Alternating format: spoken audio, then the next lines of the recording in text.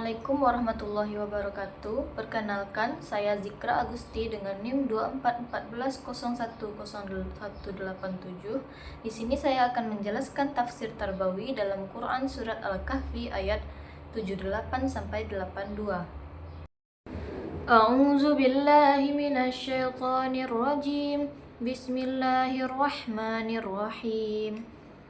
Qala hadza firaqu baini wa bainik sa'unabbi'uka bita'wili ma lam tastati' alaihi sabra. Amma as-safinatu fakanat limasakin ya'maluna fil bahri fa'aradtu an a'ibaha wa kana wara'ahum malikun ya'khudhu kulla safinatin ghasba.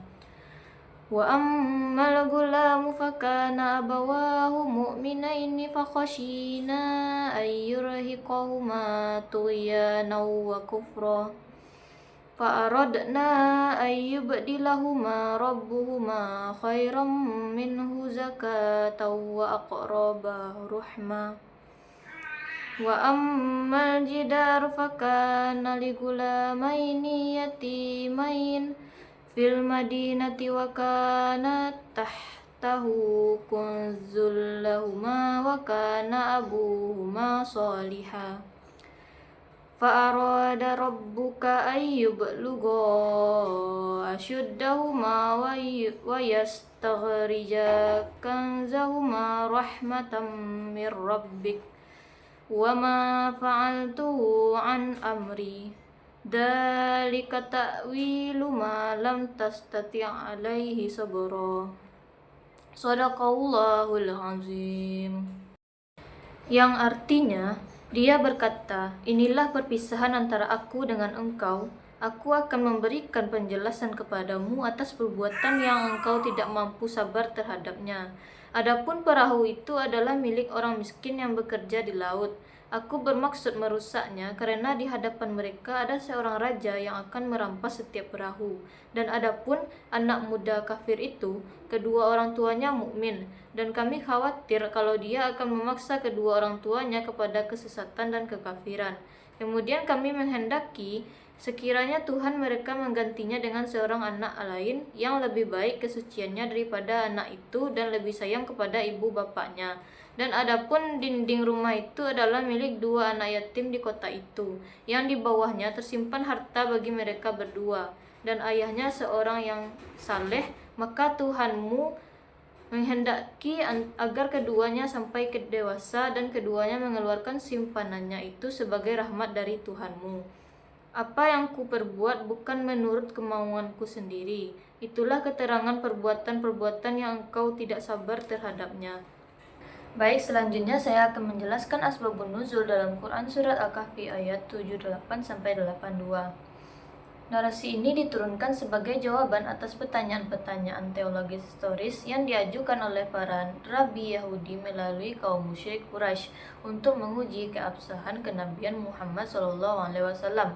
Allah menurunkan kisah perjalanan epistemologis antara Nabi Musa alaihissalam dan hamba saleh atau Khidir untuk meluruskan asumsi manusia mengenai mutlaknya ilmu empiris dan memberikan perspektif baru tentang dimensi takdir ilahi yang tidak kasat mata.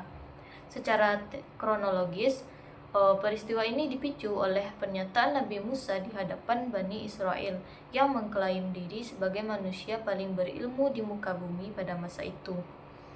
Allah menegur klaim tersebut secara edukatif dan memerintahkan Musa melakukan perjalanan melelahkan ke pertemuan dua lautan atau Majma'al Bahrain untuk belajar kepada Khidir, seorang hamba yang dianugerahi ilmu laduni atau pengetahuan esoteris langsung dari Allah.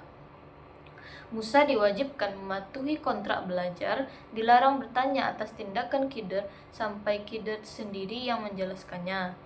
Perjalanan tersebut diwarnai 3 insiden paradoks: melubangi perahu orang miskin, membunuh anak kecil, dan menegakkan dinding rumah penduduk kikir tanpa upah. Rangkaian ayat ini adalah fase debriefing atau penjelasan akhir ilmiah dari Khidir sebelum kontrak belajar mereka berakhir akibat Musa yang kehilangan kesabaran akademik. Baik, selanjutnya saya akan menjelaskan nilai pendidikan yang terdapat dalam Quran Surat Al-Kahfi ayat 78-82 ini, yang mana yang pertama nilai kerendahan hati akademik atau tawaduk. Nilai kependidikan primer dari ayat ini adalah kewajiban memiliki sifat tawaduk dalam menuntut ilmu. Di atas orang pintar, selalu ada orang yang lebih pintar. Proses tarbiyah harus mampu membersihkan jiwa siswa dari kesombongan intelektual, merasa paling ahli, atau menganggap remeh metode pengajaran orang lain. Pengetahuan manusia sangat terbatas dan hanya menyentuh lapisan permukaan realitas zahir, sehingga sikap halus akan ilmu harus terus dipelihara. Yang kedua, itu nilai pendidikan epistemologi multidimensi. Ayat ini melatih peserta didik untuk memahami bahwa realitas kehidupan ini terdiri dari dimensi empiris zahir dan dimensi hikmah batin yang dikendalikan oleh takdir Allah. Pendidikan Islam bertugas membimbing siswa agar tidak mudah menghakimi suatu peristiwa buruk atau seperti kegagalan atau musibah secara terburu-buru dengan kacamata yang sempit.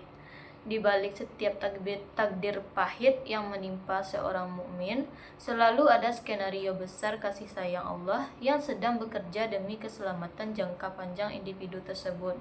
Yang ketiga, nilai proteksi dan kesejahteraan anak yatim. Terkandung nilai kepedulian sosial yang sangat tinggi terhadap perlindungan hak-hak anak yatim dan kelompok rentan.